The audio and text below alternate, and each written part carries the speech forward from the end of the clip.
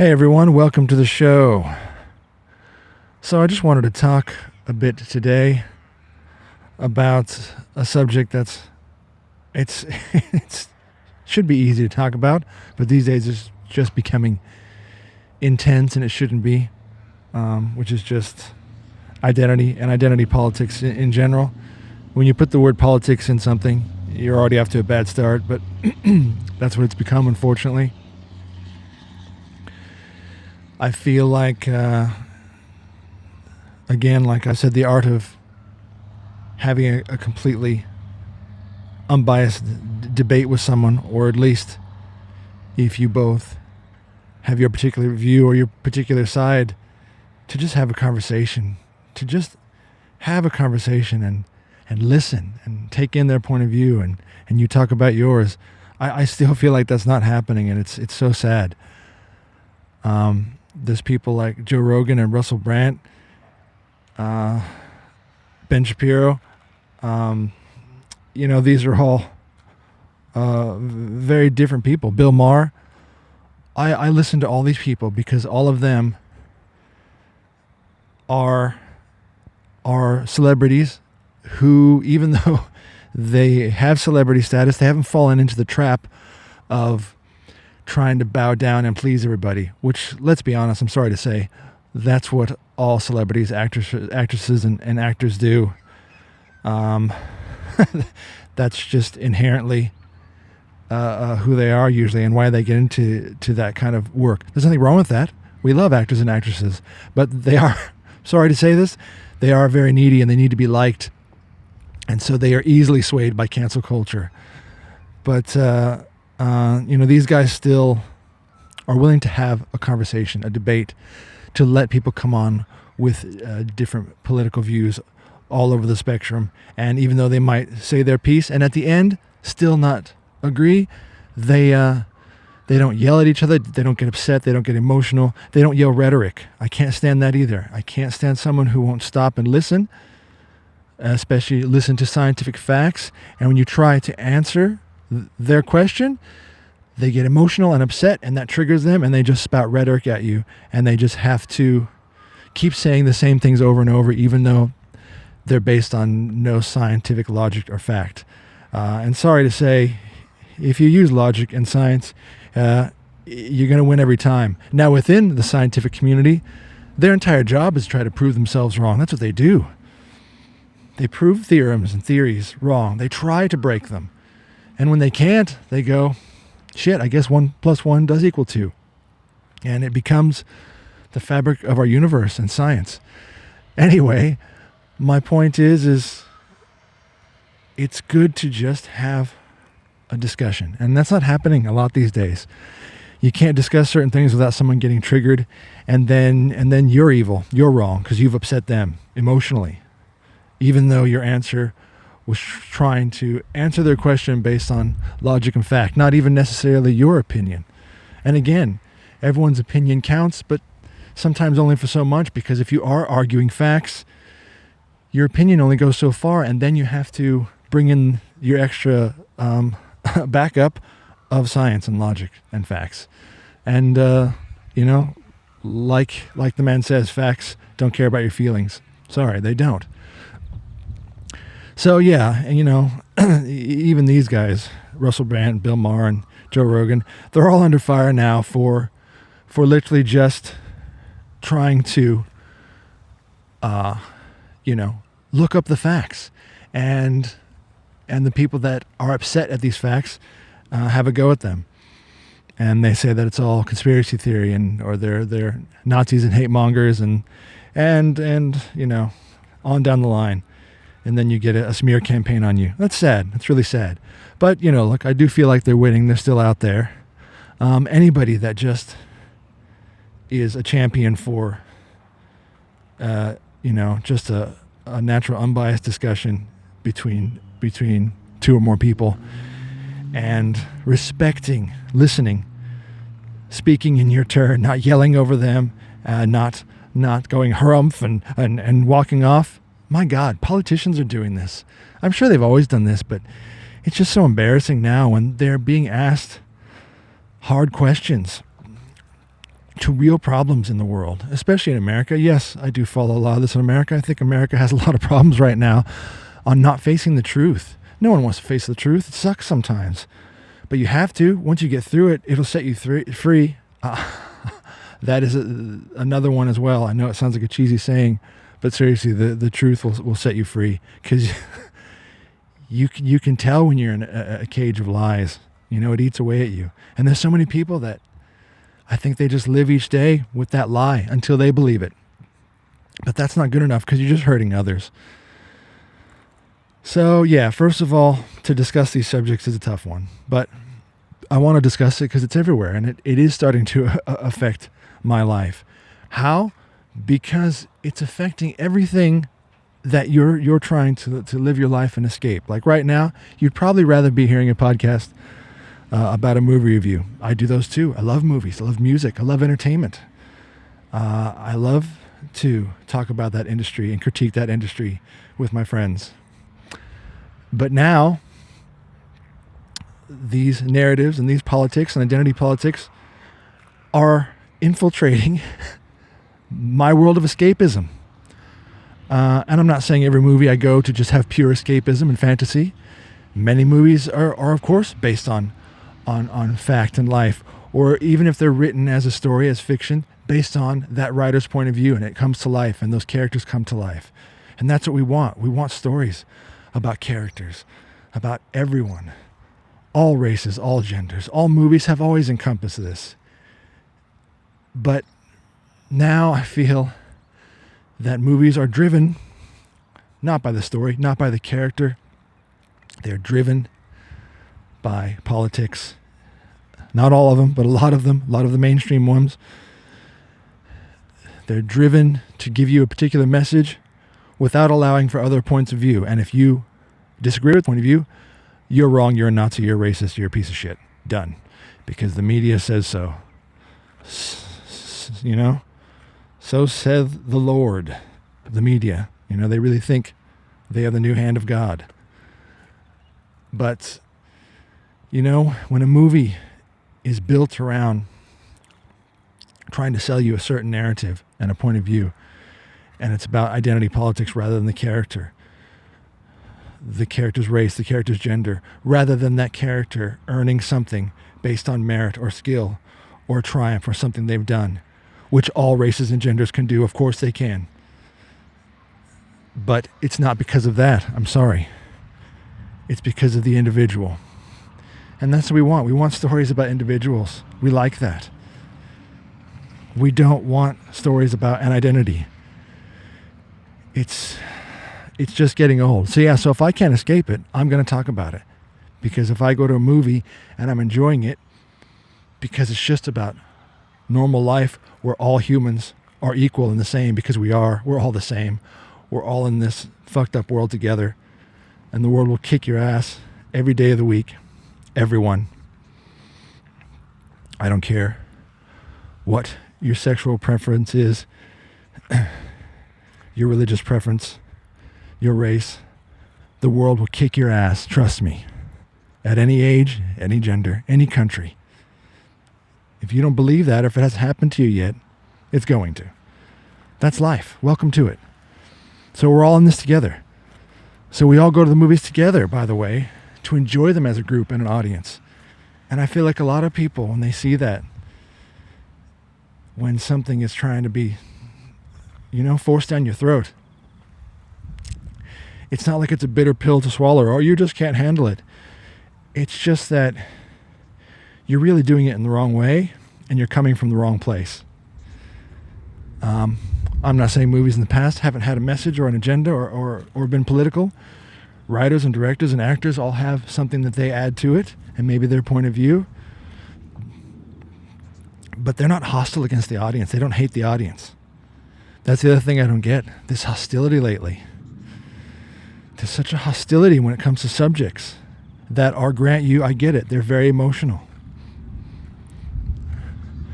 So before I talk about something, and I'm going to tell you what I'm leading up to, I am going to talk about something that involves gender. I'm going to talk about the swimmer Lia Thomas. And I know it's been talked about, and that triggers people immediately. and that's the transgender swimmer who was born a biological male and now identifies as a female and swims on the female swimming team. The only reason I'm talking about this is because, like anything, you pick your battles that you know are based on logic and science and fairness. And I will pick this battle every time. So that's what I'm leading up to, but it's going to take me a minute to get there because I feel like God knows I have to explain myself. Not that I'm going to get canceled. By the way, cancel culture only comes for those, you're either worried about being canceled monetarily, you're bound in some corporate way, you have a sponsor, and it's going to hurt your bank. Yep, that's how they cancel you, 100%. They know that. The other way cancel culture gets you, and I'm sorry, it is a thing, there are people that seem to hunt those that don't follow their narrative because it's happening all over the place, and they want to go after you. I'm nobody. I mean, my God, the name of the show is I'm Not Famous. So even if I become famous one day, the things I say, I will still back them because they are based on fact. But the other way to get canceled is if you are inherently bound to derive everything you are from people liking you. And yeah, that does include most, if not all, celebrities. Their life is built on how people feel about them. And sometimes from a monetary, point of view, sure, you have to be popular, you got to make money, you got to get booked a movie, a gig. But the other part of it is, again, I think inherently in the personality of actors, they really need to be liked. And it really, really, gives them a tough punch to the stomach when someone slaps them on the hand and says you've been naughty. So yeah, that's how you can get canceled as well in the court of public opinion, and that certainly affects the media and the entertainment industry, which is why I think it's a bit of a mess right now.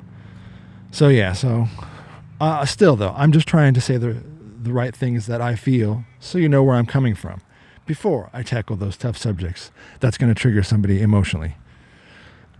So, first of all, and I say this in a lot of podcasts, if I'm talking about a sensitive subject, I am very much live and let live.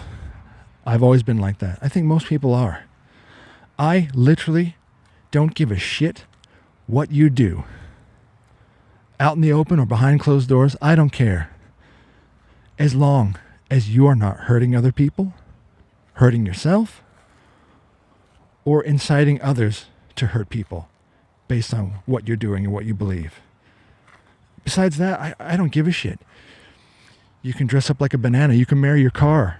You can dress up like a pup and do sadomasochist games. Oh, these aren't made up. These are real things. Why? Because the human mind is a complex thing, and we're capable of some weird shit. And I'm not saying all things that I'm going to talk about is categorized as weird shit, but I'm sorry, a lot of things people do is fucking weird. So we're capable of the weirdest shit. And I really don't care. Nobody cares what you do. But you do have to live in society, and you do have to live with other humans. And, do unto others as you would have done unto you. Yeah, it sounds biblical because it is. Because it's logical. So that's the thing, first of all. I literally don't care what you do.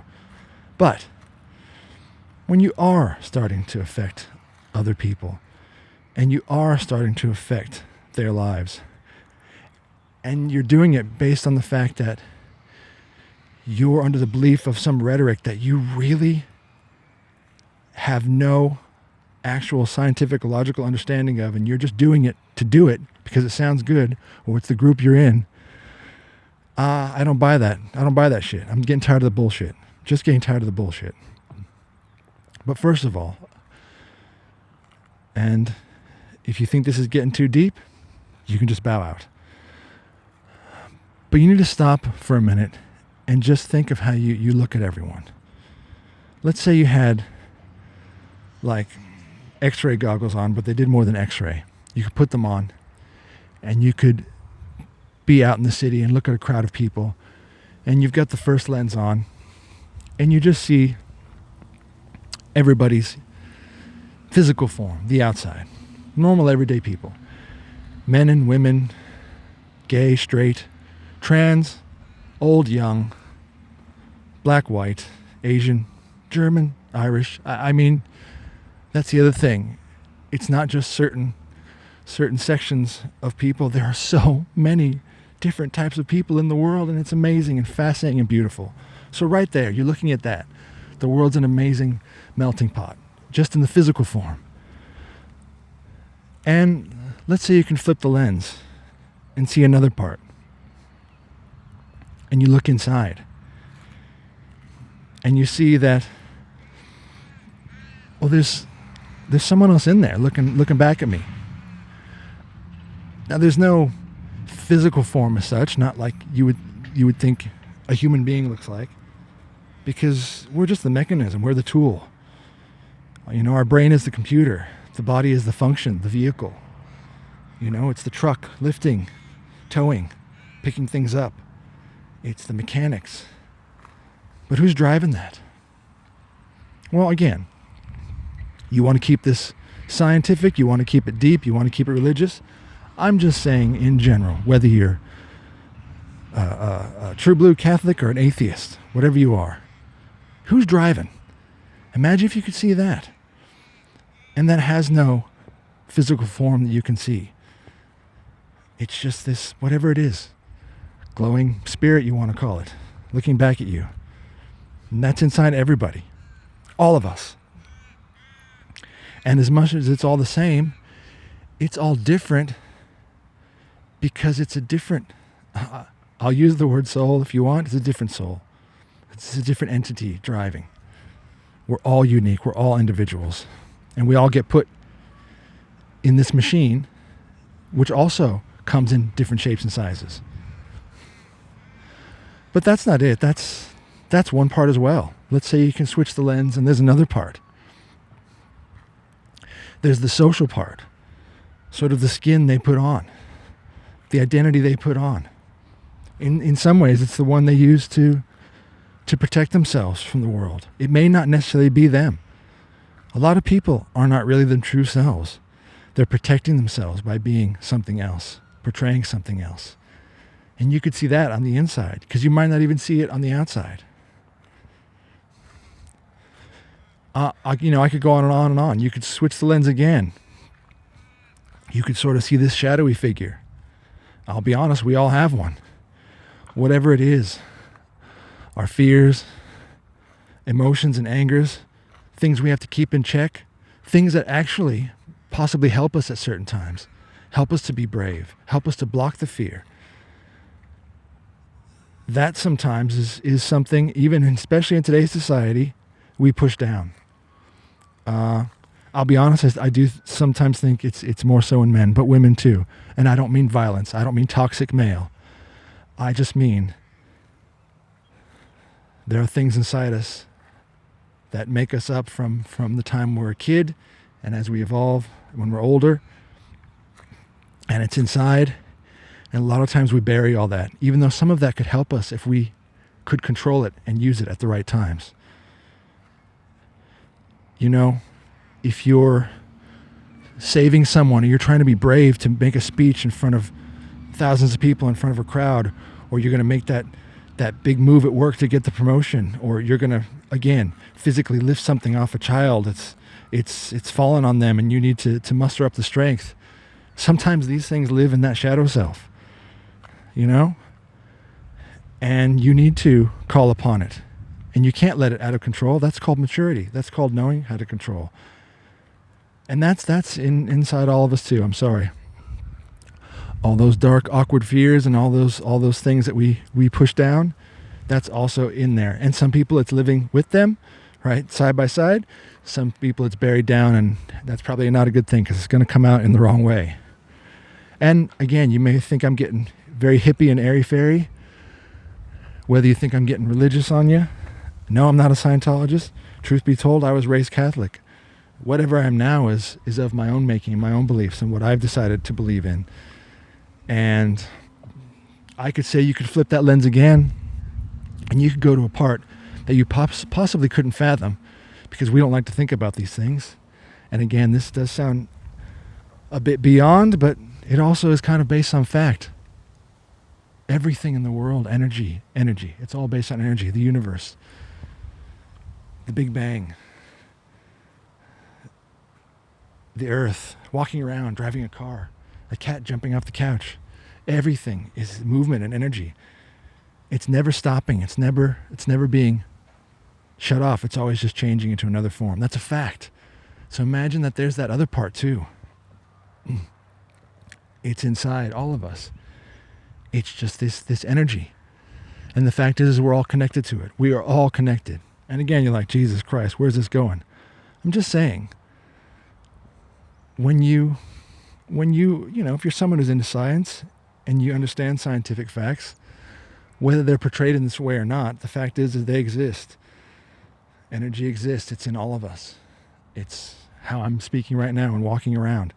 And that is sometimes you need to look at that as something different that actually connects us all as well. We are all connected by that same thing at every moment, all over the earth. Not even as humans. That's a physical human thing. It's beyond that. So I'm just saying, before I get into talking about how we identify ourselves, and the world's become so divisive with picking a certain thing, a certain ideology, and just sticking with that. It makes me sad because we just flipped through all these lenses and saw, how much more we're made up of, and probably more than that we can't even fathom. And the fact is I do believe we are all made up of that.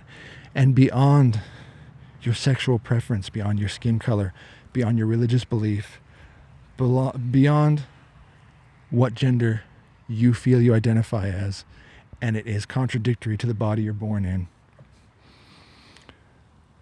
I believe anything is possible because the human brain is quite complex. And part of that complexity is emotional complexity, which sets us above again. The emotional complexity can be quite a strength and also work quite against us. So, yes. Beyond that, what's my point? I always tell people this. I believe in the individual. I always do.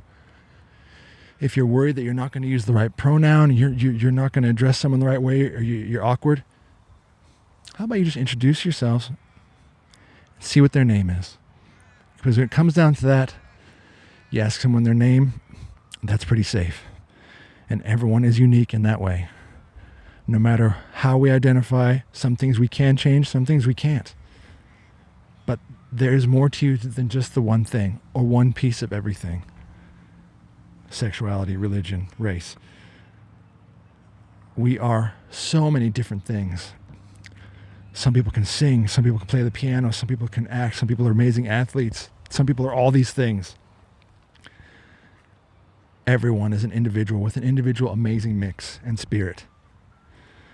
That is what I will always see, and that's what I think will protect us all from the madness right now of everyone getting so upset at each other and so triggered. We are all an individual and always will be. And that is first and foremost. And then, of course, the other parts of that make you up as well. And you can celebrate those. Nothing wrong with that. Of course you can and should. Celebrate your culture in every way possible, in how you dress and your food. We all do that. All cultures, by the way.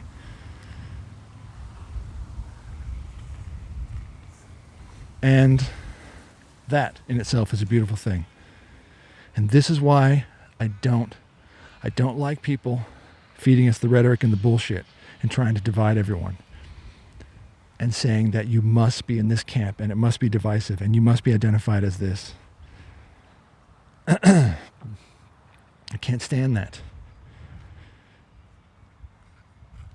If you envision yourself in a certain way, the image of yourself, how you perceive yourself, I'll respect that. I do. I have no problem with that. If you want to use certain words to describe yourself, I have no problem with that. Even though those words originally, again, are used in the world to describe certain things so we can keep some sort of logic in the world, I'll do that. Whether it's he, she, or they, I'll do that. I respect that. I'll respect you for that. But if we're getting in discussion, we're going to get in discussion about that, and you were to ask me certain things about what I believe, or we're going to get into that, and it's going to get into facts and logic and science, I will not bow down. I will not. I cannot. I'm here to respect you as a human, as I would anybody. I believe in us respecting each other. But I will not buy into something that's not based on science and truth. And I don't want to get into that right here, but if you think that's fair and you acknowledge that and we can move on and still be friends, I think the world will be better for it in every way, shape, and form. Don't push it into the culture and try to change words that already have a meaning, though. Don't try to make it a law. Don't try to persecute those also who may feel that they don't feel comfortable using that. Now, I'm not saying that they should disrespect you. Nobody should disrespect anybody. But don't come in all hot, having an argument and spouting rhetoric and screaming at the top of your lungs, being a maniac. Are there a lot of those? Fucking, there are a lot of those. And again, I think this is a separate issue. I think there's a huge generation out there that has a lot of emotional problems. And then all of this gets mixed up with it. It shouldn't be. The choice to be what you want to be should be yours and yours alone. Now, having said all that, having said I believe that we are all individuals and we can be so many different things, when it comes down to respect, you need to respect things where many other people are involved. Other genders, other races. And in this case, I'm going to talk about with Lia Thomas, the swimmer. I'm going to talk about this because I do think it involves something that is hurting a group of people. I'm not even that group, but I can see it, and I hope others can see it too. And I hope people can have a discussion about this, because right now it seems like they can't. People are just getting upset, especially the media and politicians. It's making me sick. They're the worst bullshitters on earth. They won't just fucking say it, say the truth, and just get down to it. Get down to the bone of it, and just let's get past this. Here's the facts, and again, the facts don't care about your feelings. Whatever the perception of your self-image is fine. But the fact is, when it comes to something like a competition of sports, all they do is count the numbers. That's what a competition is. I'm not getting it into the kids, the parents who give the kid 23rd place and celebrate them. That's fine if they're like 3. When it starts to get into something where they're passionate about it and they want to be the best they can be, and they're competing against others who are also in that same sport, training to be the best they can be, there can only be first, second, and third. There can only be one winner. It doesn't mean the others have failed or they're bad. They just try harder. They're also amazing. They're all amazing athletes, yes. But these parents that celebrate all the kids, you're all great. I think you're pushing it when it starts getting to the teenage years. Or just then get them out of sports altogether.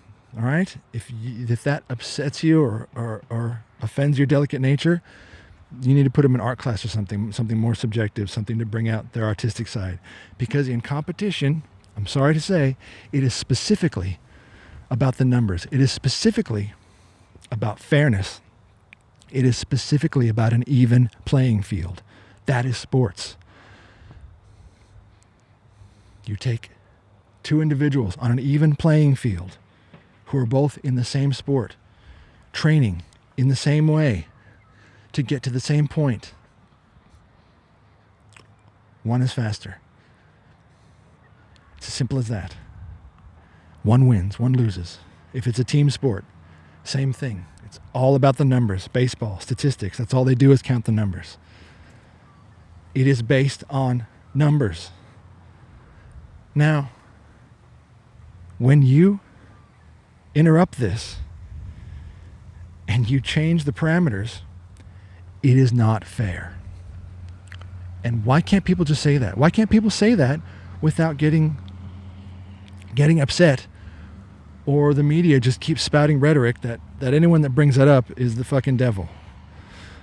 The fact is, Lia Thomas, born a biological male, now identifies as a female. That is fine. The problem is, she has chosen a sport where an even playing field and fairness matters. And it's not about self-image or perception of self. Biology matters. I'm sorry. Bury a man and a woman. In 1,000 years, you dig them up, you'll be able to identify them as male and female, down to your DNA. A different endocrine system, nervous system, bigger heart, bigger lungs. That's the male form. Muscle strands. There are biological factors that never change. No amount of hormones are going to change that. They may shift that, but there are certain advantages, especially if it's a male entering a female sport, that is not going to change. I'm sorry. That can be argued scientifically all the way to the end. So all the people that would now yell at me with rhetoric and start having a fit, I have nothing to say except I will keep repeating the same thing, which I can prove scientifically. And then I ask them to just simply acknowledge that. And if they don't, I have to assume this person has a mental illness or emotional problem blocking logic. And from there on, I can't help them. But the fact is I really think this is an area they just need to think about it. And the people who are in charge need to grow a pair and just make some rules that will keep it fair for everybody. Not trying to keep anybody out of sports. There is not a single trans person in America who's ever been kept out of sports. That is a fact. Nobody has been kept out of sports or sidelined or ridiculed. That's a fact. But what's coming up now is just based on fairness. And why can't we have that conversation about fairness? When the biological male gets in that pool, I don't care what hormones you've pumped him up with. The fact is that nervous system and those muscle strands and that heart and those lungs and that reach. By the way, Leah was as a male a big dude and is now a big girl. Okay? Huge reach. And in swimming, that's an advantage. Of course it is. When you're in that pool and the time difference is up to 3 seconds, that's an eternity. That is an eternity in the pool. 3 seconds margin. You've beaten the girl next to you by. I don't care how hard she trains. Maybe, yes, maybe on a fringe, on a one chance. But it still wouldn't be fair. 3 seconds is an eternity. That girl and all the girls before her, dreaming of being in the pool that day, their hopes are already dashed by that margin because of the physical advantage. So why are we even arguing about this? I just don't get it. I can't stand the bullshit. I can't stand the bullshit. All right? As I said at the beginning of this, I literally don't give a shit what you do. Live and let live. I have no problem with that. But don't press your view on something or your narrative in a world where the entire point of it is based on biological fairness. And I'm sorry, in the world of sports, that will never change. That's the entire point of it. So there's a little girl training right now, biological girl, training her ass off. She's going to get in a pool one day, and she's going to get beaten by a trans woman, and she's going to have no chance. Scholarship to college gone. You think I'm making this shit up? This shit will happen. Because you are now changing the game. You're now setting the bar further with an unfair advantage. So how hard is it? How hard is it, folks? Of course, everyone should still have the ability to compete. Nobody's being kept out. But let's be honest. There needs to be a trans league. You need to put the individuals who are on an even playing field in the pool, in the same even playing field. And then the world can move on and sports can move on and we can enjoy that. And little girls can have hope and get in that pool. Win one day. Win based on the fact that they are the best and they've trained. And they trained and they were in a pool with other girls who are also exceptional and who have trained, who are amazing. And next time one of them might beat her. And that is why people stand up and parents stand up and they're cheering and they get so excited. And the girl gets out and she's excited and she wins the gold medal at the Olympics. Because it'll be coming in the Olympics, folks, too. That's on the world stage. Imagine that. You've worked your whole life. You're in the Olympics. You're on the world stage. What a triumphant moment. How shitty would it feel if it were based on something that wasn't fair because someone had a biological advantage and the people running the competition allow it because they're afraid to have this conversation because they think they're going to get canceled. By who? By who? Money. Money is all I can think of, which again, that's another topic, makes me sad. Money just drives everything. Yeah, I am that guy that believes that. I do believe a lot of things are fair in life, I do, but in some ways, I think this world is so corporate driven, it's sickening. And yeah, maybe that's what they're afraid of. It's all about money. Because I don't think cancel culture is coming for the swimming league, but maybe they are. You know, it's not like a celebrity. You're not going to cancel them. They won't be popular. You're not popular now.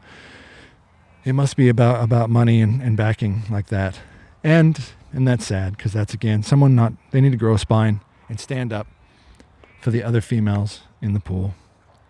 So yeah, I don't know what else to say about that.